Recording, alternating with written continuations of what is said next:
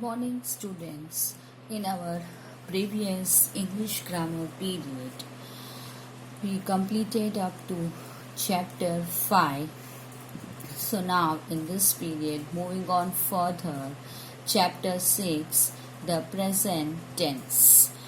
The tense deals with the different forms of a verb to indicate the time of action. So what it indicates? It indicates time of action.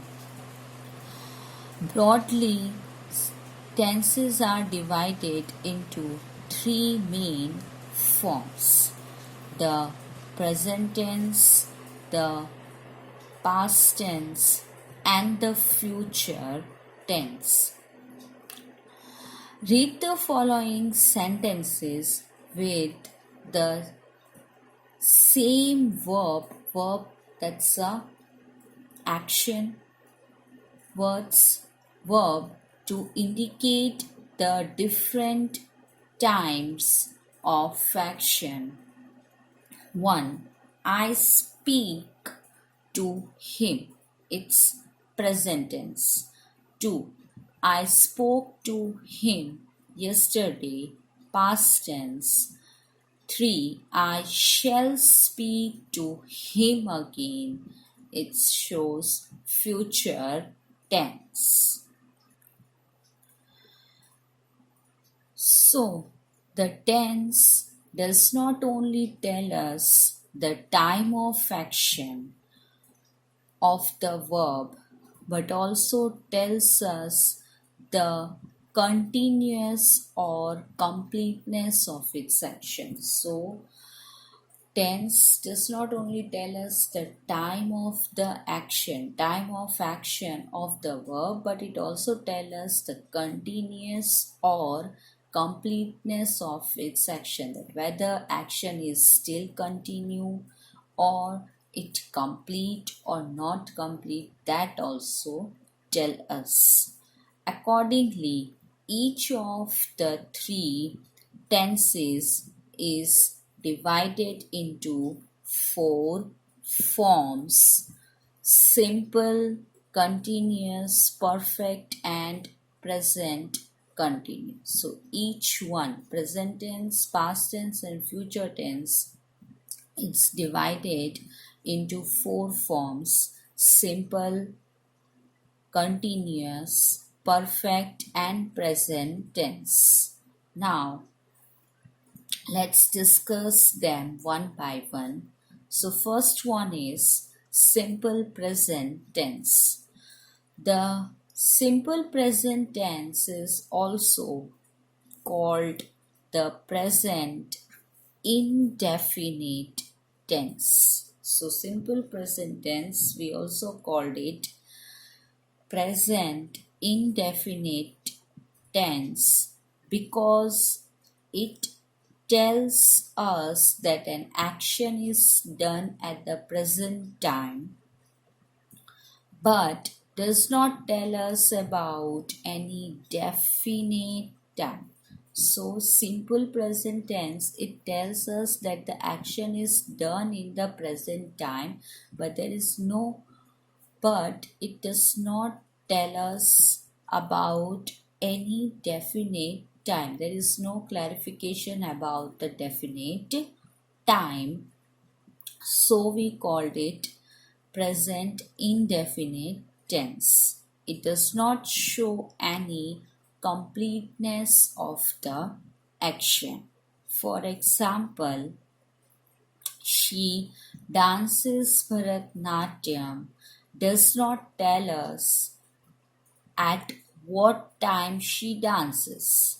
Okay, we come to know that she dances Bharatnatyam, but does not tell us at what time she dances.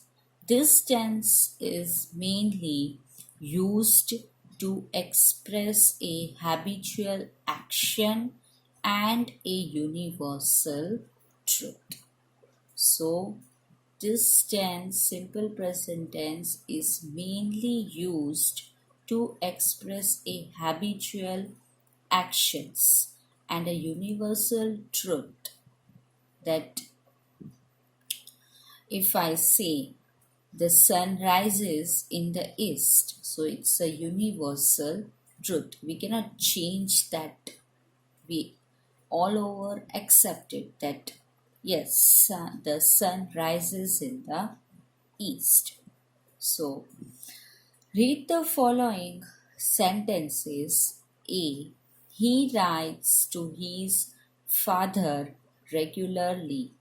He writes to his father regularly. It's a habit that he writes regularly to his father, habitual action. B. I go to school by the school bus, habitual action. C. The earth rotates round its own axis. It's universal truth that the earth rotates round its own axis only. It's a universal truth. D. The sun rises in the east. It's universal truth. None of the verbs used in the above sentence shows any completeness of action. Any sentence from the above not shows any completeness of the action. The definite period of time is also not known. So just show the actions but not any definite period of time is also not shown. Now then after present continuous tense, it is used mainly to indicate the continuity of an action and the present moment.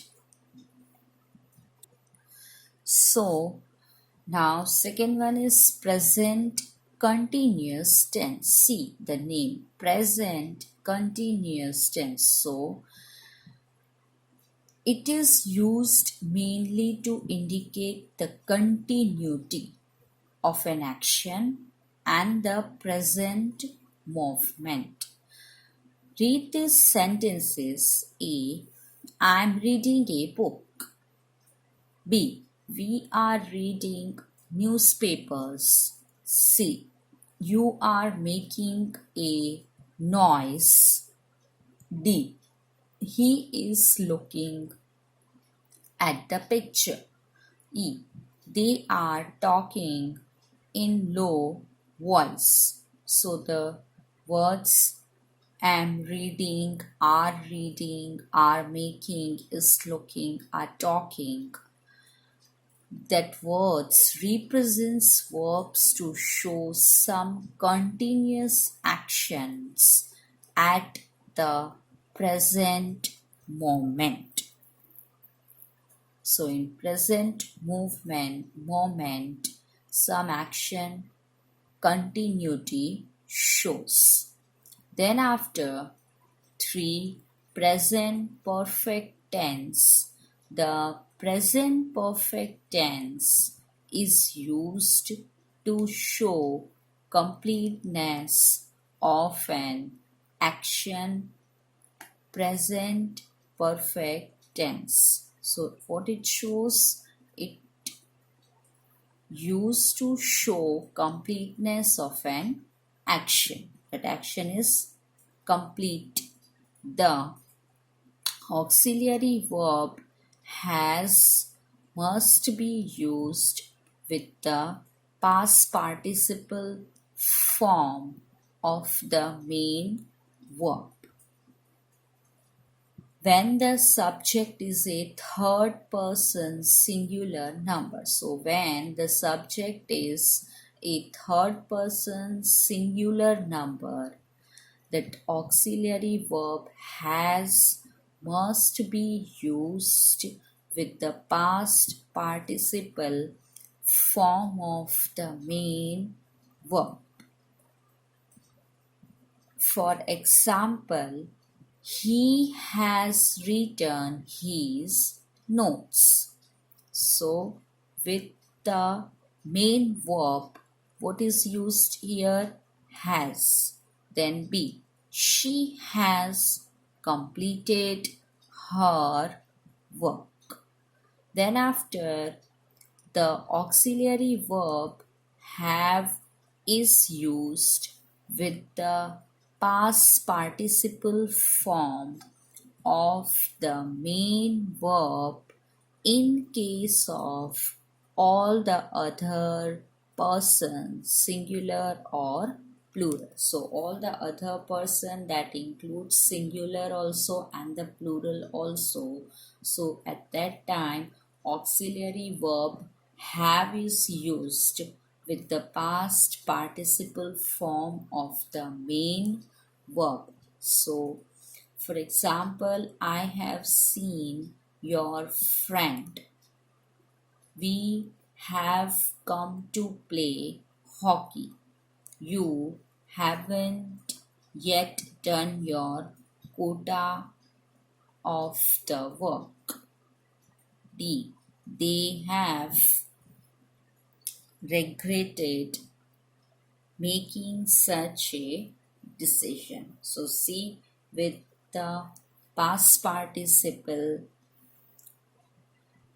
form of the main verb in case have, auxiliary verb have is used, and in case of all the other persons and singular, plural. So the present perfect tense is used to show completeness of an action. The auxiliary verb has must be used with the past participle form of the main verb when the subject is third person singular number. Third person singular number. And the auxiliary verb have is used with the past participle form of the main verb in case all the other persons singular or plural. Then after, the present perfect tense cannot be used to indicate any past time. It not shows any past time. For example, I have taken a heavy breakfast in the morning. Then it's wrong. They all have gone out a minute ago. Wrong. You can use these tense to indicate an action that was done in the past but without any mention of the past time. So we can use this tense to indicate action but that was done in the past but without any mention of the past time, because in the above sentences, see, I have taken heavy breakfast in the morning. There is a clarification of the past, the time, not past time, that particular mention of the time. So you can use this tense to indicate an action that was done in the past but without any mention of the past time. So not mentioning the past time when used this tense. Then after, for example, have you seen the new film Kurukshetra? Oh yes, I have seen it several times. See, the example is given that how we use this tense to indicate an action that was done in the past. That have you seen the new film Kurukshetra? Oh yes, I have seen it several times. Then present perfect continuous tense. This tense is used to show an action that is still continuing through though a part of the action has been completed to certain degree. So this tense is used to show an action that is still continuing. Action is continuing, though a part of the action has been completed to certain degree. But the part of an action has been completed to a certain degree. The auxiliary verb has been along with the present participle form of the verb is used when the subject is third person singular number. So now the auxiliary verb has been along with the present participle form of the verb is used when the subject is a third person singular number. For example, she has been dancing for the last 2 hours. See, the continuity of an action shows and a part of action has been completed to certain degree. She has been dancing for the last 2 hours. Then B. Anil has been living here since January. The auxiliary verb have been with the present participle form of the main verb is used in case of all the other persons singular or plural. So in the case of all the other persons singular or plural, the auxiliary verb have been with the present participle form of the main verb is used. For example, I have been reading this novel for the last 1 month. We have been practicing Kathak under the guidance of Miss Sen. You have been playing in the open for a long time. They have been living in the house since 2005. So, auxiliary verb have been with the present participle form of the main verb is used in case of all the other persons singular or plural. So student, in this chapter we learn about the present tense. Okay, that tenses are divided into three main forms: the present tense, the past tense and the future tense. So in this chapter we learn about present tense, and each of the three tenses is divided into four forms. So we learn forms of the four form of present tense: simple present tense, present continuous tense, present perfect tense, present perfect continuous tense. So in this period up to this much, I stop here.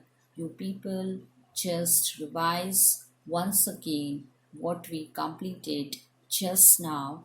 We will meet in the next video. Till then, take care of yourself. Stay at your home. Stay safe. Do a little bit study. Further will be continue in the next video. Thank you. Goodbye.